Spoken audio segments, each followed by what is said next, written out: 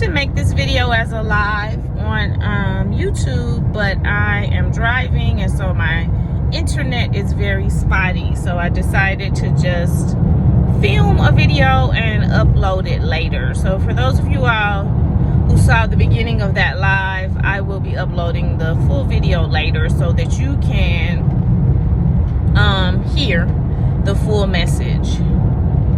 So I'll start from the beginning, just in case somebody didn't get that beginning part. But what I wanted to discuss is how we shame people who are living in female bodies or feminine bodies. And when I say this, I mean bodies in which estrogen is the dominant hormone. And I just want to make it clear to everybody who's watching the video. You would think that this was already clear, but if we judge by some people's actions and reactions, maybe it's not clear. But if you have a body in which estrogen is the dominant hormone, that body, it's the hormone that does it actually. That hormone develops breasts and hips and some kind of rounded buttock. That's what that hormone does. And while many of us who live in these bodies love those aspects of our bodies, and it is our right to do so, we're allowed to love those aspects of our bodies. We don't make those grow. We don't consciously make those grow. Those parts of our bodies grow, as I just said, as a result of the hormone estrogen. Now, I'm not a medical professional, and I'm not a chemist or a scientist in that type of way. So it may be estrogen, progesterone, maybe some other hormones included in that. But I hope y'all get the gist of what I'm saying. When that's the type of body that you have, those parts grow. That's what happens. That's what it means to have that as a dominant hormone in your body.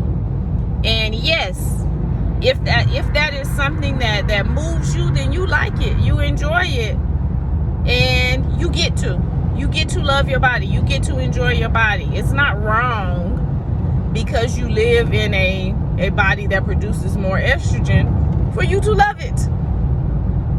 And that's a whole nother video for another time. But today we're talking about the fact that these hormones produce this, right?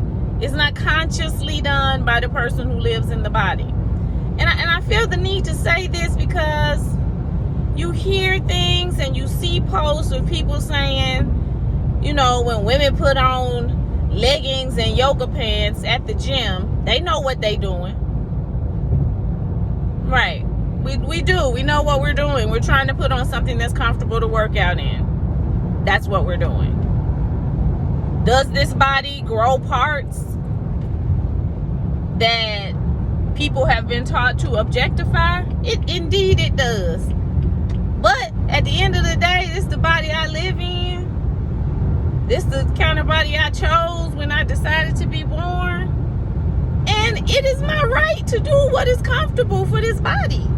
I don't have to tailor what I do with this body to make someone else comfortable, someone else outside of this body.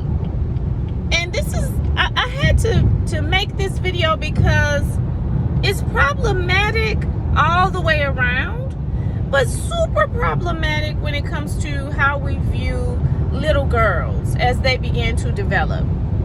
And this is where the YouTube video, where I shut the YouTube video off because the internet was too spotty. But what I want to say is, when little girls begin to develop, it is the hormones in their body that's making them develop. It's not the little girl herself. She is not making a conscious effort to grow breasts or grow hips or grow an ass. She's not doing that. And most little girls don't understand the hoopla over it. Most little girls are surprised and shocked by how other people are reacting to it. because we're not doing it consciously. It's something that the body does. So I'm going to give you an example from my own life so that you can get a deeper understanding of how this impacts a child and how ignorant it is when you look at it from the perspective of reality. Stop looking at it from the perspective of the patriarchy and actually look at it from the perspective of reality. The patriarchy requires you all who follow it to suspend reality so frequently that you're not even thinking about whether or not what you're saying makes logical sense. Anyway, I'm gonna give you an example from my life. So I was a late bloomer. My body didn't start to develop until later in adolescence. I didn't get my period till later in adolescence, and this is the norm for women in my family. And so,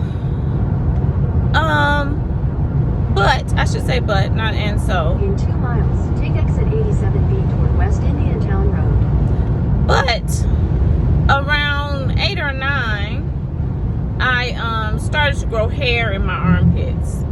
No other hair growing anywhere else that would be indicative of adolescence, just in my armpits. And I was surprised, my mother was surprised, etc. But she taught me how to use Nair. And so I started using Nair. And most of the time there would be no hair there because my mother, I'd keep up with the schedule of when my mother would do her underarms, I would do mine too. However, I was only 8 or 9. I was a child. And my focus was popping wheelies on my dirt bike and making sure that I could remain the fastest person in the neighborhood, barefoot or in shoes. That was what was most important to me. That's why I was focusing my attention at 8 or 9. And so... In half a mile, take exit 87B toward West Indian Town Road. I hope this is right. But that was my focus at 8 or 9. And I'm saying that to say is, so what that means is that from time to time, the hair would grow, right? From time to time, I would not keep up with keeping the hair gone. And so sometimes people would see it.